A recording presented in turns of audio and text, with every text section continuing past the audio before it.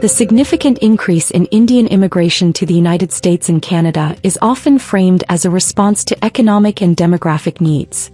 However, a deeper analysis suggests that this migration is driven by intricate government and corporate policies that prioritize specific economic outcomes, sometimes at the expense of local populations. Far from merely addressing labor shortages, this structured influx supports expansive pension systems, strengthens financial sectors, and meets labor demands, often impacting native workers' economic stability. This analysis explores how immigration policies may create challenges for local citizens, particularly in wages, housing affordability, and resource allocation. By examining these systemic dynamics, this critique advocates for balanced reforms to ensure equitable economic opportunities and restore prosperity for all residents, emphasizing policy solutions that address these complex issues without fostering division. Orchestrated migration. Indian immigration and policy design.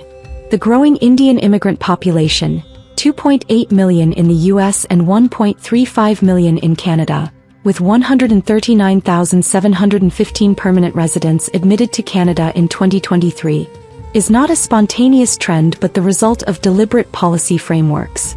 Programs like Canada's Express Entry and Student Direct Stream, alongside the US H-1B visa system, are designed to attract skilled Indian professionals to Western economies. These initiatives, backed by $4.2 billion in Canadian and $50 billion in U.S. public funds for immigrant integration, enable a steady talent flow. Policy changes such as Canada's 2015 immigration reforms and U.S. visa restrictions redirecting talent northward have accelerated this trend. Educational institutions and immigration consultants facilitate this process, creating a structured pipeline that prioritizes foreign workers. Critics argue that this focus may overshadow native talent, as taxpayer-funded programs emphasize newcomer integration over local workforce development, raising concerns about economic priorities and long-term impacts on domestic labor markets. A balanced approach that supports both native and immigrant workers is essential to ensure fairness and address these challenges effectively. Labor market impacts. Balancing workforce needs. The assertion that Indian immigrants are critical to addressing labor shortages, 9.5 million job openings in the US and 2 million projected vacancies in Canada by 2030, simplifies a multifaceted economic issue. Approximately 70% of Indian immigrants hold advanced degrees, making significant contributions to sectors like technology and healthcare. However, their presence can affect wage dynamics, with studies indicating a 1 to 2% wage reduction in lower-skill sectors and heightened competition in high-skill fields. Corporations employing 20% Indian workers in U.S. tech roles leverage programs like H-1B visas to access cost-effective labor, reducing training costs. While this addresses immediate corporate needs, it may limit opportunities for native workers who could fill these roles with proper training. Additionally, immigrant-driven demand has contributed to a 10% rise in housing prices in cities like Toronto, straining affordability for locals. These dynamics underscore the need for labor policies that balance corporate interests with the economic well-being of native workers, ensuring inclusive training and hiring initiatives. Addressing housing affordability alongside labor reforms is crucial to fostering equitable economic growth for all communities. Pensions. Funding challenges and immigration. Government pension systems costing $155 billion annually in the US and $50 billion in Canada depend on a growing workforce to remain financially viable. Indian immigrants contribute significantly through taxes, $79 billion in the US and $50 billion in Canada, helping sustain these programs. However, the structure of these pension plans, supporting 100,000 US and 15,000 to 20,000 Canadian retirements annually, creates ongoing fiscal pressures. The projected 2-to-1 worker-to-retiree ratio by 2035 is often cited as a justification for expanding immigration to bolster tax revenues. While only 10 to 15% of Indian immigrants directly fill public sector roles, their economic contributions indirectly support a system that some argue places significant demands on taxpayers. Early retirement benefits for public sector workers exacerbate these challenges, creating labor shortages that immigration policies aim to address. This cycle raises concerns about sustainability and equity, as Native workers face rising tax burdens to fund pensions while working longer hours. Reforming pension structures and investing in local workforce development could reduce reliance on immigration while ensuring fiscal stability for all citizens. Costs of unauthorized migration and asylum systems. Unauthorized migration and asylum programs pose fiscal challenges that affect public resources.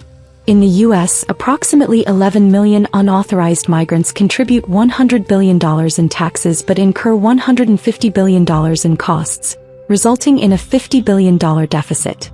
In Canada, 500,000 unauthorized migrants and 76,000 asylum applicants require $2 billion and $760 million, respectively, in public spending.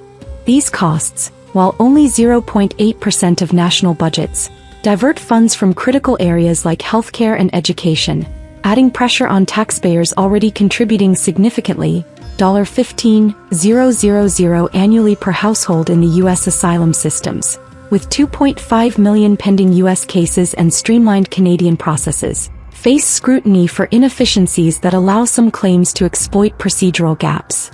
While these programs address humanitarian needs, their fiscal impact prompts calls for reform to ensure equitable resource allocation. Strengthening vetting processes and prioritizing local welfare programs could balance humanitarian commitments with the economic needs of Native citizens, fostering a sustainable immigration framework. Economic pressures, fertility and cost of living. Economic challenges including low fertility rates, 1.5 in the U.S. and 1.3 in Canada, combined with rising living costs, create barriers for Native citizens.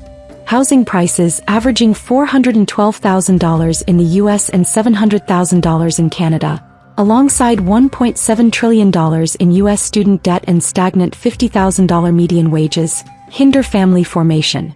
Inflation rates of 3 to 4% erode purchasing power, requiring many to work 40 to 50 hours weekly to maintain stability. Immigration-driven housing demand exacerbates these pressures, as increased competition for resources strains urban infrastructure. These economic realities contribute to financial strain among locals, who face challenges in building families and securing economic futures. Policies that enhance affordability, such as increasing housing supply and providing financial support for young families, are essential. By addressing inflation and debt burdens, governments can create an environment where all residents thrive, reducing economic disparities and fostering inclusive growth across communities. Policy influences, government and corporate roles. Government budgets and corporate interests significantly shape immigration policies, often prioritizing economic growth over local welfare. While 80% of U.S. Social Security and Medicare benefits support retirees, immigration-related costs, $50 billion in the U.S. and $4.2 billion in Canada, reduce funds for citizen-focused programs.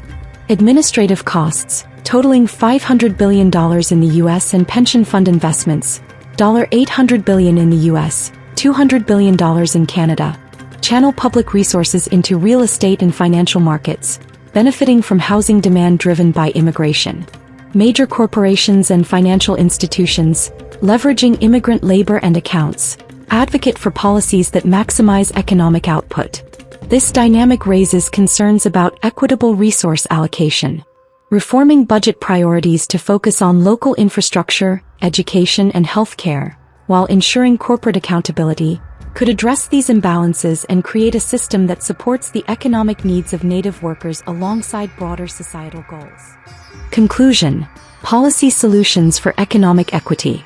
Addressing the systemic challenges posed by Indian immigration and related policies requires comprehensive reforms to promote fairness and economic stability for all citizens.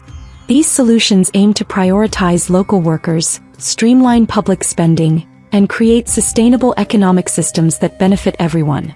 Number 1. Pause immigration and train locals. Implement a 5-year pause on immigration to focus on training Native workers, allocating $10 billion annually in each country for vocational programs in technology and healthcare. Increase wages by 20% in shortage sectors to attract local talent, reducing reliance on foreign labor. Number 2. Reform pension systems. Transition to defined contribution pension plans with retirement at 65, saving $50 billion in the US and $15 billion in Canada. Redirect savings to $5,000 per child tax credits to support family growth and offset housing costs. Number 3. Strengthen immigration enforcement. Invest $20 billion annually to address unauthorized migration and cap asylum claims at $10,000 yearly with offshore processing, saving $50 billion in the US and $2 billion in Canada for local welfare programs. Number 4. Reduce administrative costs. Cut 15% of federal administrative positions, saving $75 billion in the US and $20 billion in Canada, to fund infrastructure and education initiatives that benefit citizens. Number 5. Stabilize the economy. Maintain inflation below 2% and cap national debt growth at 1% to enhance purchasing power and reduce financial pressures on families. Number 6. Redirect pension investments. Require 80% of pension funds, $800 billion in the US, $200 billion in Canada, to invest in affordable housing for locals, lowering costs by 20% and supporting community development. These reforms, while challenging to implement, aim to create a balanced economic system that prioritizes the needs of all citizens. By addressing labor market dynamics, pension sustainability, and resource allocation, the US and Canada can foster prosperity and equity, ensuring that public policies serve the collective good rather than narrow interests. Failure to act risks perpetuating economic imbalances, undermining the well-being of future generations.